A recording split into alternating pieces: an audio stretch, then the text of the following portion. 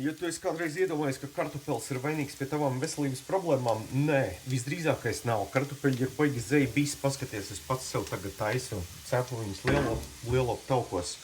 Kartupeļi ir superīgi, kartupeļi nečakarē vēdera, kartupeļi nepadara tevi tik resnu, kā padara daudzas citas lietas tevi resnu.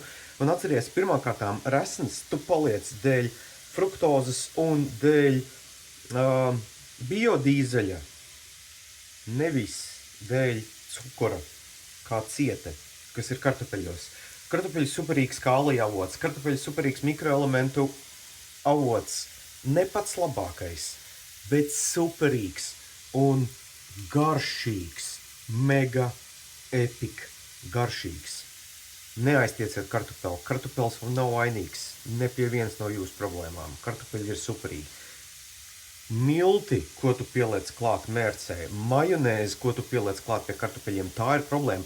Un ja tev ir jāizvēlās starp majonēzi sinepēm, sineps arī principā ir biodīzels, un kečupu, tad es teiktu, ka kečups ir viselītākā lieta, ja reiz tu ēdi tā pavisam pa vienkāršo 472.